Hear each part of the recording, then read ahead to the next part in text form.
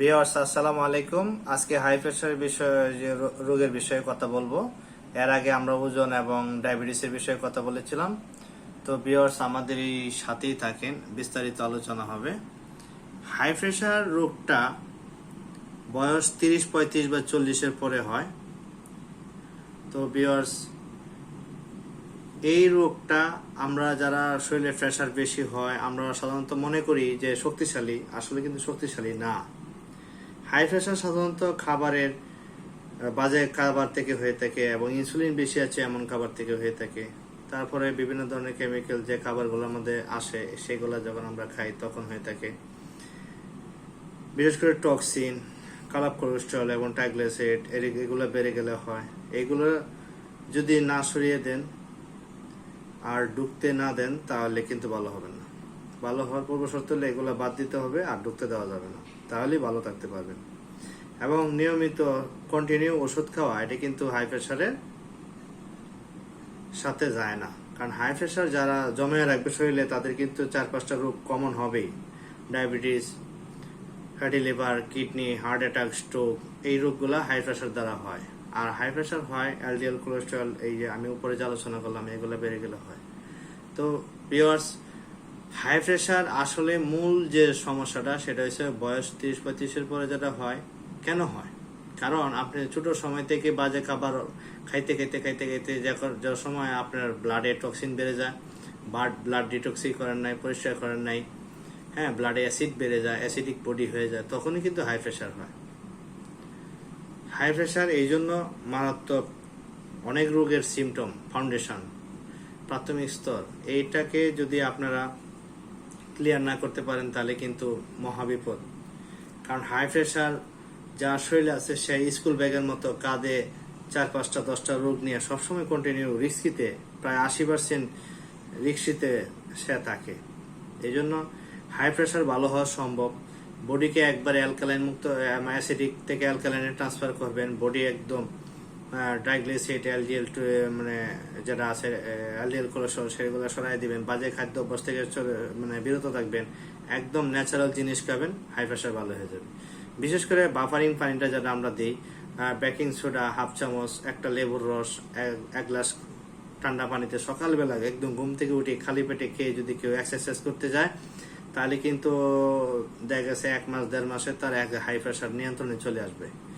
মূলত আলু, আটা, ময়দা, সয়াবিন তেল, সাদা চিনি, চিকন লবণ, এই জিনিসগুলো খেলে হাই প্রেশার বেশি হয়। ডুবো তেলে ভাজা, প্রসেস ফুড, ইনফ্লামেশন যুক্ত খাবারগুলা, যে খাবারটাই আমরা বডি চয়েস করে না সেই খাবারই হাই প্রেশার তৈরি করবে। যেমন ধরেন আমি আর আপনি দাঁড়ায় আছি, ভালো মানুষ, ওকে ফাইন, কিন্তু আমার জায়গায় 5 জন হিরোইন ছিল, অবশ্যই আপনার আনিজি লাগবে, আপনার প্রেশার বেড়ে যাবে, আপনার ইতস্তত বোধ করবেন। ঠিক এরকম হাই প্রেশার মানেই খারাপ জিনিস।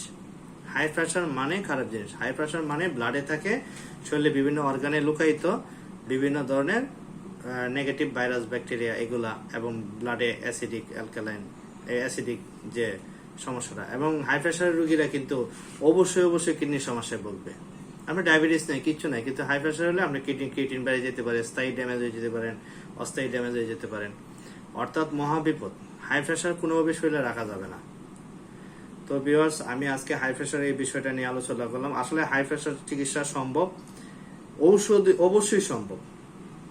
আপনারা এটাকে কেমিক্যালি করবেন না। হাই প্রেশার হলে অবশ্যই নিয়ন্ত্রণে রাখবেন ওষুধ ছাড়া। ওষুধ দিয়ে হাই প্রেশার নিয়ন্ত্রণ রাখা মানে কি? ভুল পদ্ধতি।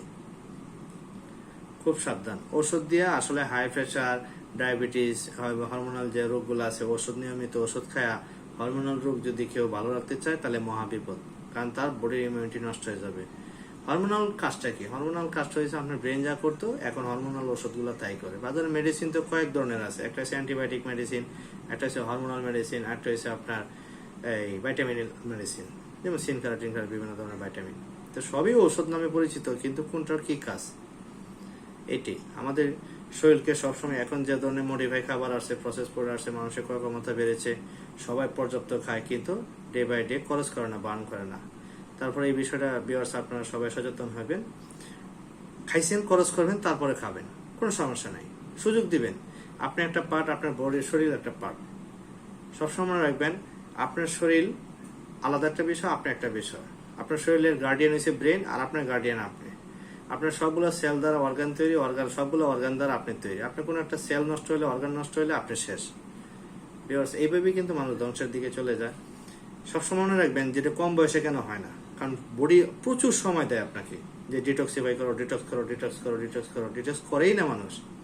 কিন্তু এখন আমরা একটা চিকিৎসা পাইছি ডক্টর মুজিবুল হক স্যারের, আমেরিকার, বিভিন্ন জার্মানের, থাইল্যান্ডের চিকিৎসাও এটাই, যে বেকিং সোডা, সোডিয়াম একটা কার্বনের একটা বই আছে জার্মানের, সেখান থেকে পাইছি যে এটা খাইলে ব্লাড থেকে অ্যাসিডিক সরাই দেয়, ব্লাডকে অ্যালকালাইন করে, শরীর অ্যাসিডিক মুক্ত হইলে আপনার হাই প্রেশার ভালো হয়ে যাবে। তো ভিউয়ার্স, আমার এই লেকচারে যদি আপনাদের উপকৃত হয়, আপনারা আমার চ্যানেলটা সাবস্ক্রাইব করবেন। আমি আরো নিয়মিত লো প্রেশার, অনেক দুরারোগ্য রোগ বিষয় এবং সামাজিক যে বিষয় রোগগুলো আছে সেগুলো নিয়ে আলোচনা করব। আমার চ্যানেলটি সাবস্ক্রাইব করবেন, আমার সাথেই থাকবেন। আমার ভুল ত্রুটি কমার দৃশ্যে দেখবেন, আমার চ্যানেলের নাম্বার দেওয়া আছে, সেখানে শেয়ার করবেন।